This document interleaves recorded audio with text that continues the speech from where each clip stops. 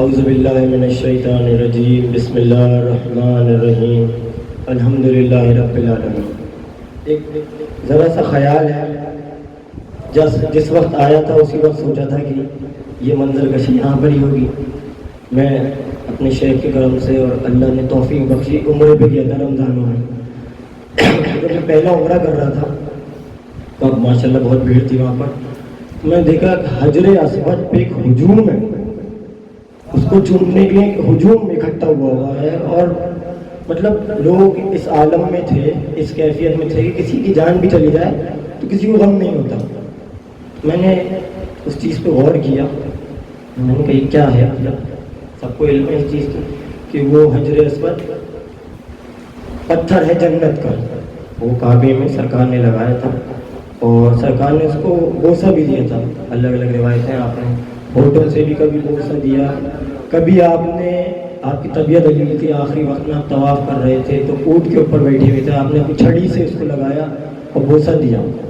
تو میرے ذہن میں خیال آیا کہ اس جنت کے پتھر کو لوگ چومتے ہیں اس نسبت سے کہ اپنی جان دینے کے لیے تیار ہے۔ تو مجھے یہ سمجھ میں نہیں آتا کہ سرکار نے فرمایا ہے الحسن والحسین شباب اہل جنہ،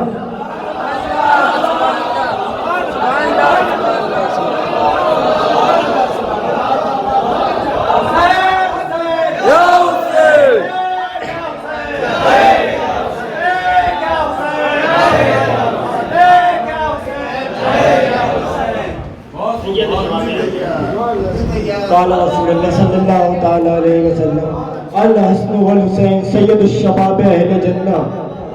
اس کی تفسیر سنیں گے تو امام رازی نے لکھا ہے کہ کئی تفسیریں ہیں، جو مجھے سب سے زیادہ پسند ہے وہ بیان کرتا ہوں۔ میرے حسن و حسین سید شباب اہل جنہ ہے، جنت کے جوانوں کے سردار ہیں۔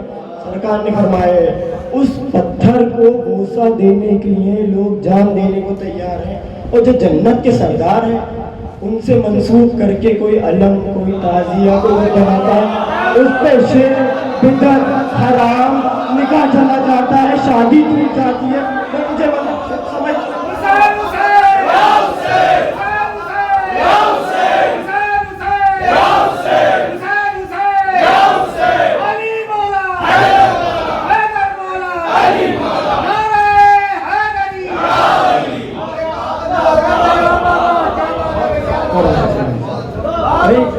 ارے وہ جنت کے سردار ہیں، تو پتھر کے لیے جان دے رہے ہو، سردار سے محبت نہیں ہے؟ اور اسی بات پہ ایک حدیث شریف میرے ذہن میں اسی وقت آئی تھی۔ سرکار نے فرمایا، سرکار کی حدیث شریف قال رسول اللہ صلی اللہ تعالی علیہ وسلم، اس کی میں آپ کو تفسیر پیش کرتا ہوں۔ کوئی شخص تا عمر حجر اسود اور مقام ابراہیم کے بیچ نماز پڑھے اور ساری زندگی کے روزے رکھے، اس کی ساری عبادتیں اس کے منہ پہ مار دی جائیں گی، وہ اوندھے منہ دوزخ میں پھینکا جائے گا اگر اس کے دل میں میری اہل بیت کی محبت ہے۔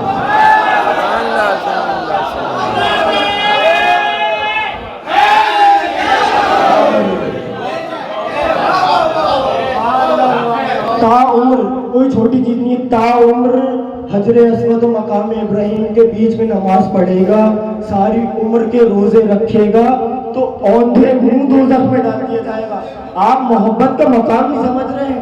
ایک یہ ہے کہ حساب کتاب کر کے آپ کو جنت دوزخ دی جائے گی، آپ یہ سمجھے کہ اسے بغیر حساب کتاب کے دل میں اللہ کو سب کے دل کا حال روشن ہے، وہ جانتا ہے کہ اس کی نیت کیا ہے۔ وہ پتھر پہ حسین لکھ کے جائے گا، میں چنوں گا اس کو، اللہ کو روشن ہے اس کی نیت کیا ہے، اللہ کو میری نیت روشن ہے۔ مجھے کسی کے شرک کے فتووں کے ڈر نہیں ہے، مجھے میرے حسین سے محبت ہے، مجھے کسی سے کوئی مطلب نہیں ہے کہ مجھ سے کون کیا فتویٰ لگاتا ہے۔ سرکار کا فرمان ہے اللہ اکبر، سرکار کی محبت دیکھو، کس کا ایمان دیکھنا ہے تمہیں؟ جن سے ایمان ملا ہے، جو سرور کائنات، خلصائے موجودات، افضل الانبیاء، سلطان الانبیاء، سرکار دو جہاں، تاجدار مدینہ، وہ میرے سرکار دو جہاں، وہ حضور کریم، وہ رسول کریم، ان کی محبت دیکھو۔ کیا کر رہے ہیں وہ؟ مسجد میں جمعے کا خطبہ جو فرض ہے اس سے اٹھ کے آپ منبر میں اپنے امامین پہ شفقت فرما رہے ہیں، محبت فرما رہے ہیں، اور اس خطبے کے بیچ میں آپ نے فرما دیا کہ جو ان سے، ان کے والدین سے محبت کرے گا اس کی شفاعت فرماؤں گا میں محشر میں۔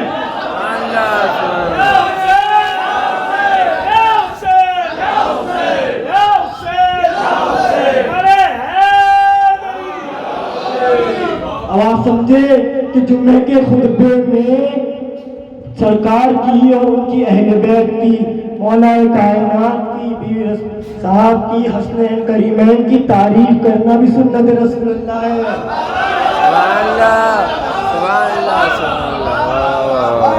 ذرا سرکار کی سیرت پہ غور کریے آپ، انہوں نے کیسی شفقت فرمائی ہے، اللہ اکبر۔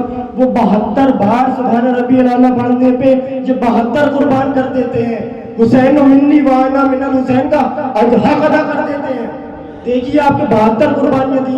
میں یہ نہیں کہتا، میں ان سب باتوں کو کاٹتا ہوں کہ زندہ مردہ شہید کا غم یہ نہیں کرتے، کچھ نہیں کرتے۔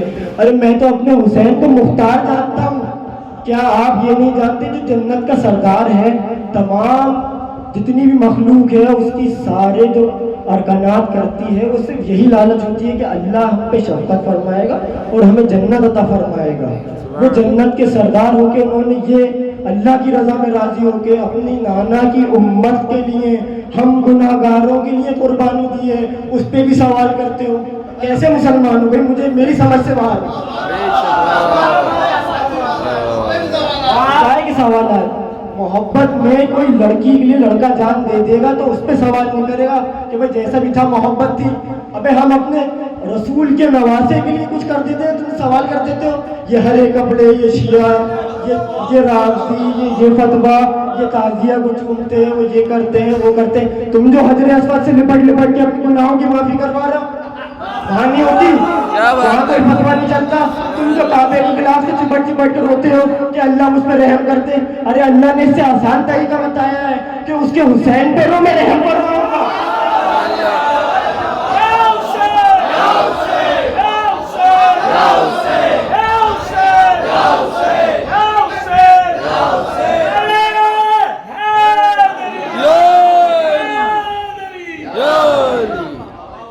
میں یہ نہیں کہتا بھی میں کہ آپ اپنا پیسہ خرچ کریے، عمرے پہ جائیے، بالکل اللہ سب کو اس قابل بنائے کہ وہ عمرے پہ جائے، حج کریں۔ ماشاءاللہ حاجی بیٹھے ہوئے ہیں، کربلائی بیٹھے ہوئے ہیں، اللہ سب کو توفیق عطا فرمائے۔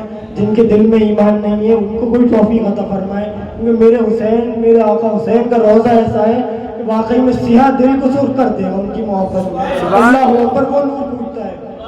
میں نہیں کہتا کہ آپ وہاں جائیے، ارے اللہ نے کہہ دیا کہ گھر پہ بیٹھ کے آنسو بہاؤ، میں اجر دوں گا۔ اللہ اکبر، اسے کسی کی ضرورت ہی نہیں ہے، وہ خدا ہے۔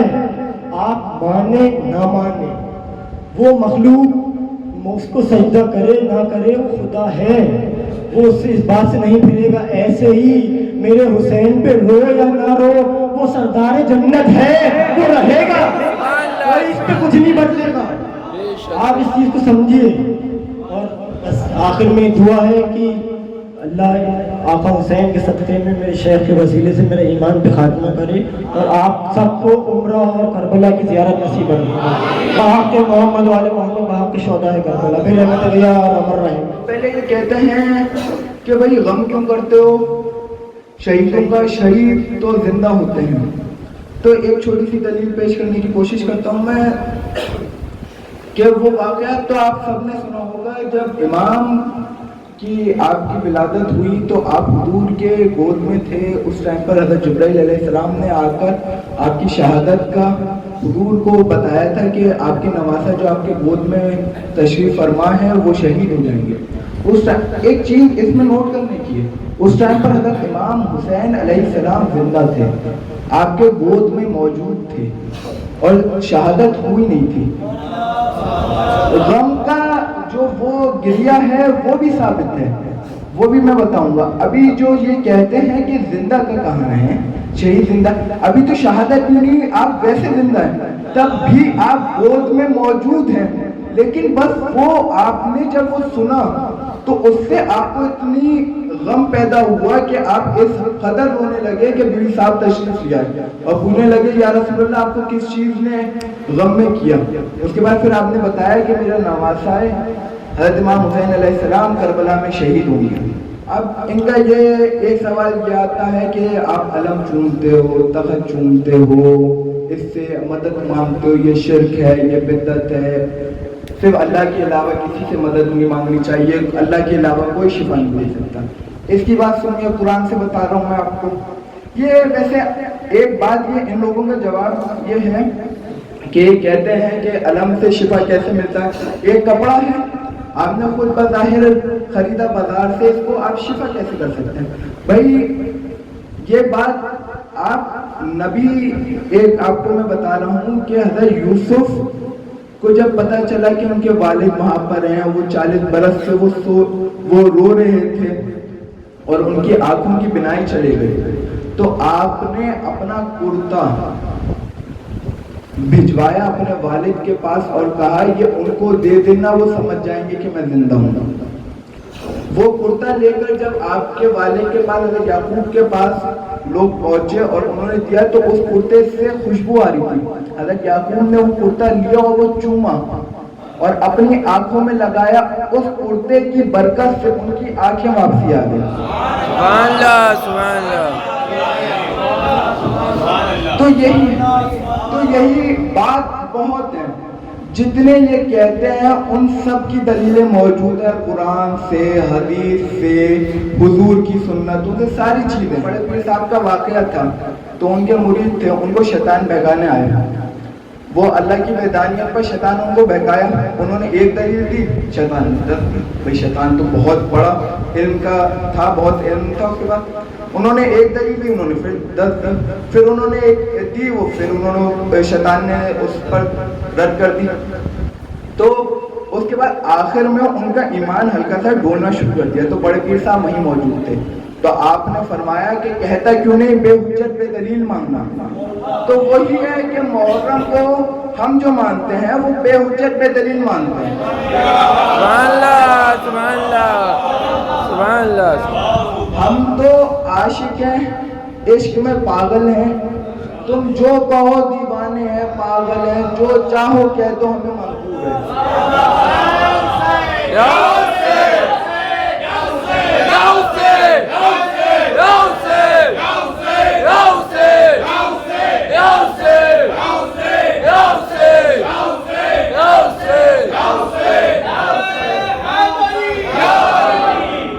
تو ہم تو پاگل ہیں بالکل. کوئی پوچھے, کوئی بھی آپ سے پوچھے کہ بھئی یہ دیکھیے, جس سے اپنی اصلاح کروانی ہوگی وہ کبھی پوچھے گا نہیں کہ یہ کہاں لکھا ہے, وہ کہاں لکھا ہے, اس کے دل میں آ جائے گا. جیسے حضرت داؤد نے اللہ سے پوچھا کہ اللہ تم نے ہمیں کیوں بنایا, ہمارا مقصد کیا ہے دنیا میں. اللہ نے کہا مجھے پہچانو اور مجھ سے محبت کرو. دیکھیے اس میں پہلا کیا آتا ہے, محبت سے پہلے ایک مقام آتا ہے, وہ ہے پہچاننے کا. آپ کسی سے تب تک محبت نہیں کر سکتے جب تک آپ اسے پہچان نہ لیں. کیا بات ہے. پہلے مقام ہے کہ اسے پہچانو.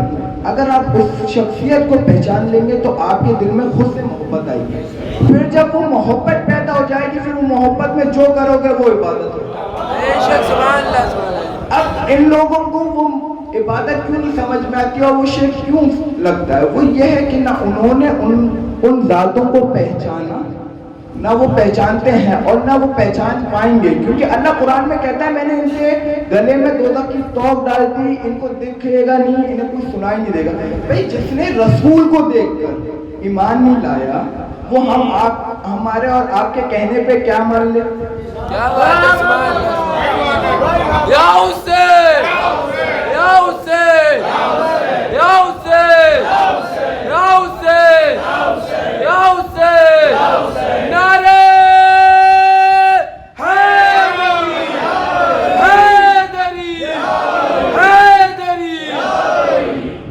اب بھائی بات یہ ہے کہ اب کوئی بھی جو بھی پوچھتا ہے کہ بھئی ننگے پیر کیوں, ہر کیوں, وہ صرف آپ کو آپ کے مقصد سے بھٹکانا چاہتا ہے کہ یہ مجھ سے یہ جواب دیں, میں ان کا یہ پلٹ کروں, میں ان کا وہ پلٹ کروں, اس میں لگ جائے. یہ فاتح کے جو کام سے جا رہے ہیں اس سے رک جائے. تو ان سے بس یہ کہنا کہ بھئی ایسا ہے, ہم مانتے ہیں. پہلی چیز یہ, پیغمبر جن کو آنا تھا وہ آ گئے پیغام کے لیے, نبی جو آنے تھے وہ آ گئے نبوت کے لیے, رسول جو آنے تھے رسالت کے لیے وہ آ گئے, ہادی جن لوگوں کو اللہ کو بھیجنا تھا ہدایت کے لیے وہ بھیج دیا, اور بزرگان دین کو جو کام تھا وہ کر دیا. نہ تم بزرگ, نہ تم دین کے ہادی, نہ تم نبی, نہ تم پیغمبر, تم کیوں اصلاح کر رہے ہو ہماری. کیا بات ہے سبحان اللہ. اپنا ایمان درست کر لو. بھائی آج کی دور میں بھائی آپ کسی کی اصلاح تب تک نہیں کر سکتے جب تک آپ کا ایمان مکمل نہ ہو. آج کے دور میں کون کہہ سکتا ہے, ایک شخص بتا دیا کون کہہ سکتا ہے کہ جو کہ میرا ایمان مکمل ہے میں اصلاح کروں گا دین کی, ہے کوئی؟ وہ تو خلفاء تھے حضور کے بعد حضرت ابو بکر, جن کے دین ایسا اللہ اکبر جو اصلاح کریں, حضرت عمر, حضرت عثمان, مولا, امام. قبر میں, میری قبر میں فرشتے آ کر مجھ سے میرا حال پوچھیں گے. آپ کی قبر میں جا کر یہ نہیں پوچھیں گے کہ بھائی یہ بتاؤ ذہن میں محرم داری کر رہے تھے, تم نے روکا کیوں نہیں؟ ہرے کپڑے پہن رہے تھے, تم نے روکا کیوں نہیں؟ تخت جانے کا روکا کیوں نہیں؟ بھائی اللہ تم نے وہ پوچھے گا ہی, اللہ تم نے جو پوچھے گا تم وہ کرو. کہ ایک بار آپ سب سے التجا, ایک بار کربلا شریف کو کرائیے. اور حقیقت میں بتاؤں, جب تڑپ ہوتی ہے کوئی پیسہ کوئی کچھ نہیں اہمیت لگتا. پچھلے بار مجھے یاد ہے, پچھلے سال فضیل میاں اور ہم یہاں بڑے تڑپے تھے, اور ہم لوگوں نے اپنی تقریر میں آخر میں بھی کہا تھا کہ یا امام بہت دل میں تڑپ رہے, ایک بار کربلا بلا لیے. ہم نے سوچا تصور میں کہ ہم پہنچ پائیں گے, بس ایک تڑپ تھی دل کی, وہ تھی عرض کر. بھائی انسان محبت میں عرض کر دیتا ہے, اور ایسا کرم ہوا کہ انہوں نے سنی. اور وہاں جا کر ایک دعا متعلمی آ کر بتا رہے تھے, ایک دعا مجھے بہت اچھی لگی اور بہت مکمل دعا لگی. وہ بس میں کوٹ کر کے جانا چاہتا ہوں کہ اے امام ہم تیرے ماننے والے ہیں, تو ہمارے دل میں آپ ایسی محبت جگائیں کہ ہم آپ کے ماننے والے بھی رہیں, آپ کی ماننے والے بھی ہیں. کیا بات ہے, سبحان اللہ. تو ایک واقعہ سناتا ہوں. حضرت حمزہ کو شہید کرنے والا وحشی, آپ لوگوں نے سنا ہوگا. یہ جب آپ کے شہادت کے بعد 5 سال بعد, جب یہ بلال کا کنبے کا تھا, حضرت بلال نے اس کو اسلام کے لیے دعوت دی, اور اس نے کہا کہ رسول اللہ بہت رحیم و کریم ہے, تمہیں ضرور اپنی شفاعت سے نوازیں گے. تو یہ حضرت بلال جو ہے وحشی کو لے گئے حضور کے پاس, اور حضور نے وحشی کو دیکھا اور فرمایا حمزہ کا قاتل. اس نے کہا وحشی, بولو جی رسول اللہ. تو کہا حمزہ کا قاتل. اس نے کہا یا رسول اللہ. تو فرمایا کہ تمہارا اسلام مجھے قبول ہے, لیکن کیا تم یہ کر سکتے ہو کہ اپنا چہرہ مجھے کبھی مت دکھانا. آپ یہ سوچئے کتنی تکلیف کی بات ہے, جیسے رسول کا کلمہ پڑھنا ہے تو رسول آپ کا چہرہ دیکھنا نہیں چاہتا. اور یہ کہنے کی بات یہ ہے کہ حضرت حمزہ کی شہادت کو 5 سال ہو گئے تھے, غم تازہ تھا, غم تازہ تھا.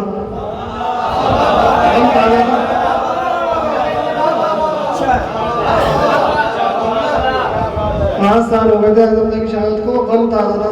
اور آپ نے فرمایا کہ کیا تم یہ کر سکتے ہو کہ مجھے اپنا کبھی چہرہ مت دکھانا. اب آپ یہ بتائیے, آپ لوگ ماشاءاللہ سب پبلک میں صاحب اولاد ہیں, یہ بتائیے کہ ایک انسان کو چچا سے زیادہ محبت ہوتی ہے یا اس کو اپنے اولاد سے محبت زیادہ ہوتی ہے؟ اور سوچئے اگر رسول اللہ نے قیامت کے دن کہہ دیا کہ اپنا چہرہ مت دکھانا امام کی محبت میں, تو آپ کہاں کے رہ جائیں گے. اب دوسری بات یہ ہے کہ امام کا غم کب سے, اور وہی غم کب سے منایا جا رہا ہے, آپ کی ولادت سے پہلے, آپ کی شہادت کے بعد بھی. اور آئیے میں آپ کے لیے چلتا ہوں اس سے کئی سو سال پہلے, جب حضرت اسماعیل علیہ السلام کے نے اپنے بیٹے اسماعیل علیہ السلام کی چھری پہ گردن پہ چھری رکھی, اور اللہ نے اس کی جگہ دمبا رکھ دیا. تو جب وہ دمبا اسماعیل علیہ السلام شہید نہیں ہوا, دمبا شہید ہوا, تو حضرت ابراہیم علیہ السلام کے دل میں یہ خیال آیا کہ کاش کہ میرا بیٹا شہید ہو جاتا تو مجھے اجر عظیم ملتا. تو اللہ نے فرمایا کہ تمہارے بیٹے کا نسب محمد کی نور سے ملتا ہے, اس لیے اس کی گلے میں چھری نہیں چل سکتی. تو آپ نے فرمایا کہ پھر فرماتے ہیں اللہ کہ ابراہیم علیہ السلام سے کہ تم اپنی ذات کو عظیم مانتے ہو یا رسول اللہ کی ذات کو. فرمایا کہ رسول, میں اپنی جان سے بہتر اپنے رسول کو مانتا ہوں, ہر چیز سے بڑھ کر اپنے رسول کو مانتا ہوں, رسول صلی اللہ علیہ وسلم کو مانتا ہوں. آپ نے فرمایا کہ اللہ نے فرمایا کہ تم اپنے اسماعیل کو زیادہ عظیم مانتے ہو یا حسین کو زیادہ عظیم مانتے ہو. تو اللہ حضرت ابراہیم علیہ السلام فرماتے ہیں کہ میں اپنے بیٹے سے زیادہ اپنے رسول اللہ کے بیٹے حسین کو عظیم مانتا ہوں. تو پھر ایک دم آپ نے جو ہے کربلا کر کربلا کا منظر حضرت ابراہیم علیہ السلام کے سامنے کر دیا, جو شہید شہادت کا منظر بیان کر دیا, سامنے کر دیا. تو حضرت ابراہیم دیکھ کے اتنا روئے کہ آپ کے چہرہ مبارک پورے آنکھوں سے تر ہو گیا, آنسوؤں سے تر ہو گیا. تو حضور اللہ فرماتا ہے کہ ابراہیم, میں نے تمہارا اسماعیل کا ذبح ہونے کا اجر تمہیں عطا کر دیا حسین کے غم میں رونے سے.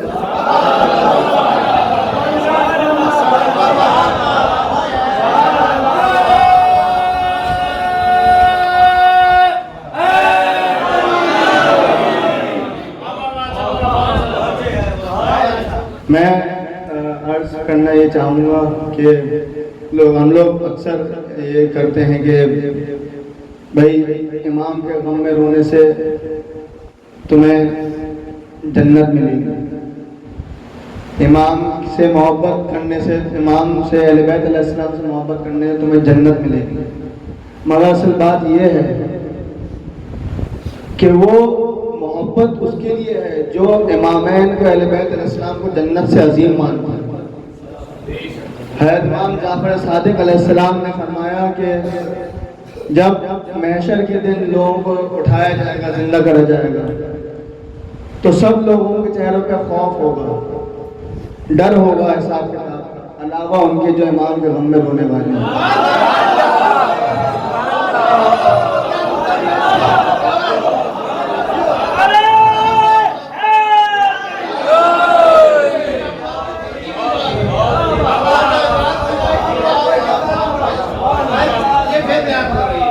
حضرت امام جعفر صادق علیہ السلام, حضرت امام علی علیہ السلام, حضرت امام حسن علیہ السلام, حضرت امام حسین علیہ السلام, حضرت امام زین العابدین علیہ السلام, حضرت امام محمد باقر علیہ السلام, اس کے بعد پھر ان کے بعد حضرت امام جعفر صادق علیہ السلام جن کے کنڈے ہوتے ہیں, چھٹے امام. آپ نے فرمایا ہے کہ جب محشر کے دن سب کو زندہ کرا جائے گا تو سب لوگ اٹھیں گے اور سب کے چہروں پہ خوف ہوگا, ڈر ہوگا کہ حساب کتاب میں کیا ہوگا کیا نہیں ہوگا. علاوہ ان کے جو امام کے غم میں روئے اور امامین سے محبت کری, اہل بیت علیہ السلام سے محبت کری, علاوہ ان کے سب کے چہروں پہ خوف ہوں گے. اور آپ نے فرمایا کہ جو امام کے چاہنے والے ان کے چہرے پہ رونق ہوگی, ان کے چہرے پہ خوشی ہوگی.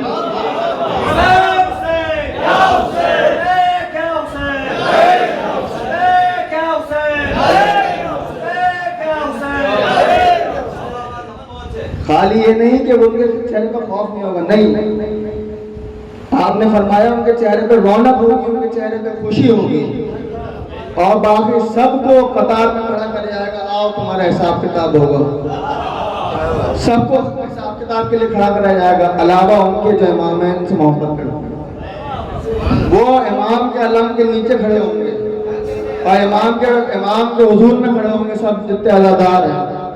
اور امام نے امام جعفر صادق علیہ السلام سے فرمایا اس کے بعد کہ پھر کیونکہ ان کا حساب کتاب نہیں ہوگا تو یہ سیدھے جنت میں جائیں گے, جتنے عزادار ہوں گے سیدھے جنت میں جائیں گے. تو جب اب حساب کتاب ہونا نہیں ہوگا تو اب سیدھے جنت ہے, کچھ کوئی اس میں وہ نہیں.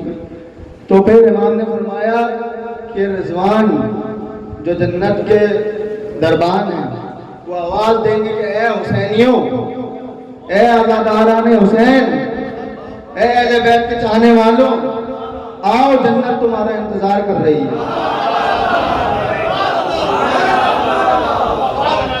آؤ کہ جنت تمہارا انتظار کرتی ہے, تمہیں کسی حساب کتاب کی ضرورت نہیں, تمہیں کوئی نہیں روکے گا, آؤ تمہارے حسین کی جنت تمہارا انتظار کرتی ہے. جس جنت کے مالک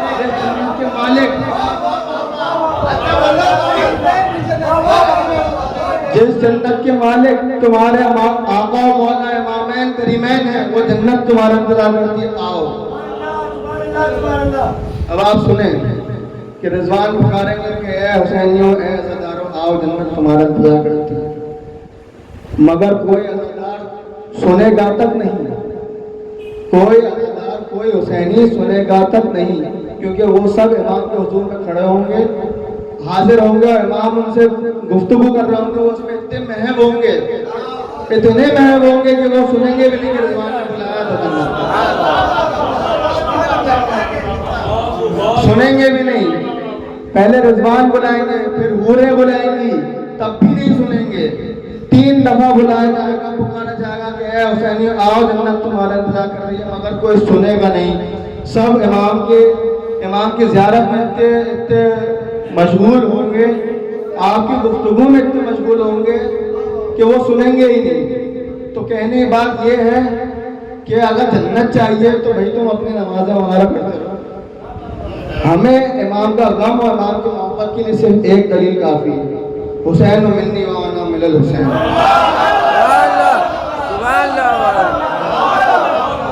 हमें जो इस्लाम मिला वो हुज़ूर सल्लल्लाहु अलैहि वसल्लम से मिला है। हमने उन्होंने बताया कि अल्लाह एक है, तो हमने माना है कि अल्लाह एक है। तो हम इमाम से मोहब्बत इसलिए करते हैं क्योंकि हुज़ूर सल्लल्लाहु अलैहि वसल्लम ने उनसे मोहब्बत करी, वो उनके नवासे हैं, उन्होंने उनको अपना बेटा बताया है।